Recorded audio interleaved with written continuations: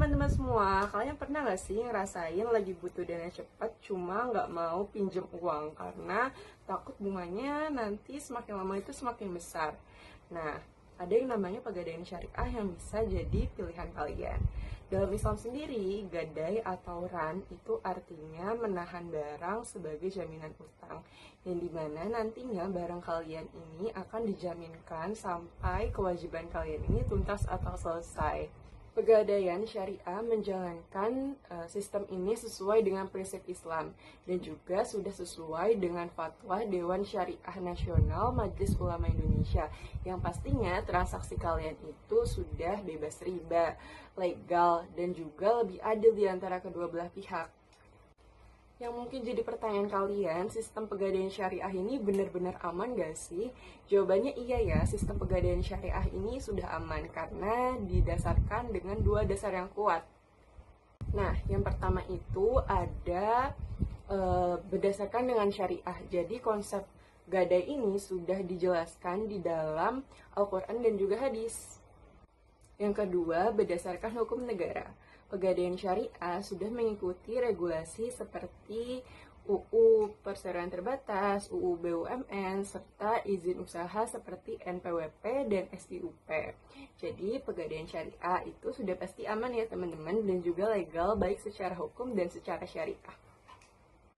Nah, sekarang kita memasuki ke bagian yang cukup penting, yaitu rukun dan syarat dalam pegadaian syariah. Kalau rukun dan syaratnya tidak terpenuhi, maka akad gadainya dianggap tidak sah secara syariat. Di sini ada 5 rukun yang harus ada dalam transaksi gadai syariah. Yang pertama ada al-rahan, yaitu orang yang menggadaikan harus dewasa serta berakal sehat. Yang kedua ada al-murtahin, yaitu orang yang menerima gadai seperti pegadaian atau perbankan syariah yang amanah.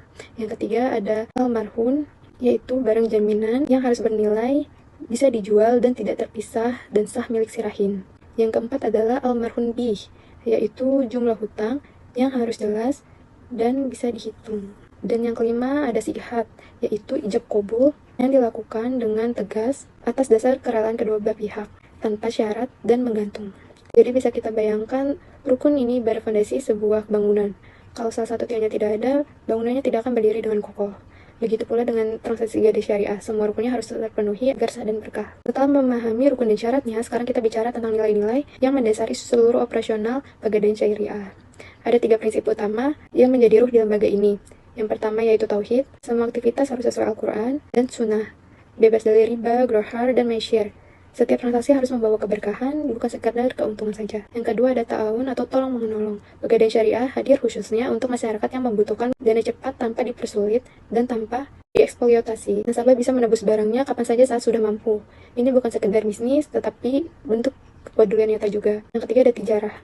Bisnis yang halal serta transparan. Keuntungannya diperoleh bukan dari bunga, melainkan dari ujrah atau biaya jasa yang wajar dan disepakati bersama. Semua pihak diuntungkan dengan cara yang benar.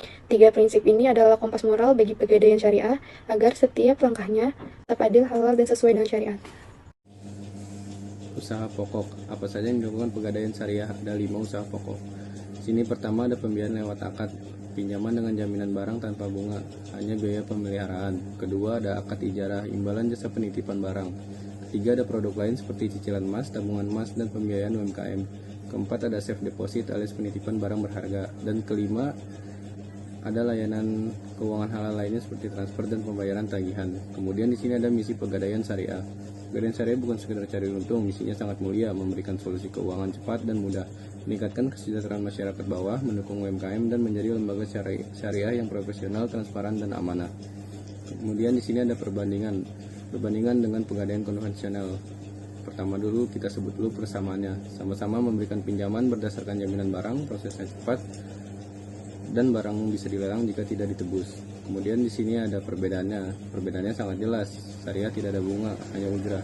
Prinsipnya mengutamakan keadilan dan keberkahan, bukan sekedar keuntungan, dan akadnya sesuai hukum Islam, bukan sekedar kontrak pinjam meminjam.